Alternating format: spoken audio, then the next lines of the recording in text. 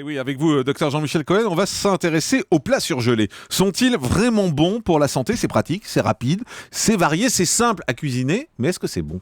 Alors, si on répond à la question c'est bon, il faut commencer déjà par expliquer que le surgelé, il a tellement évolué qu'au démarrage du surgelé, on avait simplement des produits traditionnels, c'est-à-dire qu'on achetait des légumes surgelés. Et le premier vrai produit transformé qu'on trouve dans le surgelé, il y en a deux, c'est les crêpes surgelées que tout le monde a consommé quand il était enfant, puis ensuite les petits poissons panés qui sont arrivés. Progressivement, on s'est rendu compte avec les progrès de l'industrialisation qu'on était capable de tout surgeler. C'est-à-dire qu'on pouvait passer de la pizza à la quiche en passant par les plats préparés, etc.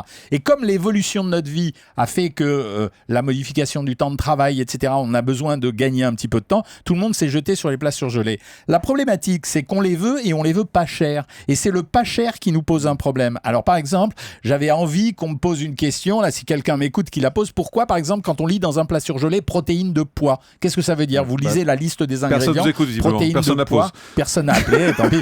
Bon, mais ça veut simplement dire que quand le plat... Non mais personne ne lit les boîtes. Ça, vous vous trompez, je trouve que tout le monde les lit de plus en plus, j'ai l'impression, vraiment on les voit scruter, mais c'est simplement... Alors, protéines de poids.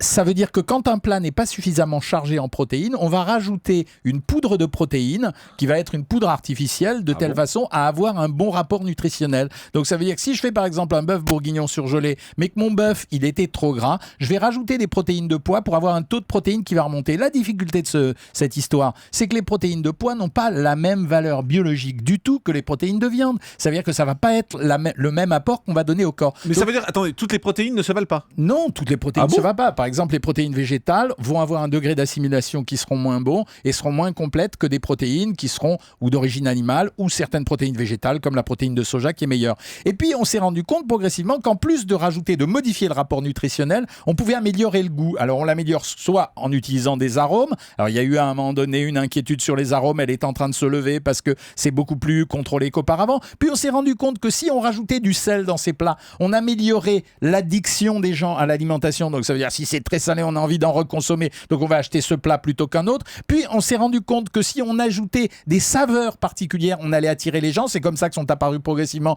les tortillas, les plats mexicains, les plats japonais, etc. Finalement, le rayon a grandi et on se rend compte qu'aujourd'hui, c'est un des rayons les plus visités des supermarchés. Je signale d'ailleurs que 97% de la nourriture surgelée qui est achetée, malgré la réputation de certaines marques, sont achetées sous marque distributeur. Ça veut dire que Carrefour, Leclerc, Auchan, Casino, etc. fabriquent tous leurs surgelés, ce sont eux qui nourrissent la France. Et ce qu'on voit, qui est très rigolo quand on étudie cette catégorie de produits, c'est qu'on remarque que le même produit peut avoir une appellation différente d'un distributeur à l'autre, mais en réalité c'est le même fabricant parce qu'il y a un sous-traitant qui a fabriqué pour les deux. Mais est-ce qu'au niveau des vitamines, est-ce qu'au niveau des minéraux, est-ce que c'est la même chose qu'un produit frais? Alors, ils s'en rapprochent la plupart du temps. Ils arrivent à fabriquer le même produit que ce qu'on consomme quand on le mange. C'est pour ça que le combat des gens qui disent « faut pas manger transformé parce que c'est une tendance », il n'est pas vraiment justifié. Par contre, au niveau de la transformation des goûts, au niveau des apports nutritionnels, on n'a pas la même chose. Parce que quand vous achetez, par exemple, une coquille Saint-Jacques au riz, les appellations magnifiques qu'ils ont sur les trucs, sur les étiquettes, vous vous rendez compte qu'il y a 12% de coquilles Saint-Jacques et 88% de riz. Quand vous faites un riz aux coquilles Saint-Jacques chez vous, vous êtes un peu plus généreux que ça. Donc ça veut dire que vous mangez pas vraiment pareil. Vous mangez moins cher, un peu plus gras souvent, un peu plus riche en féculents et un peu moins protéiné parce que c'est comme ça qu'on abaisse les goûts. Le grand direct des médias, Jean-Marc Morandini.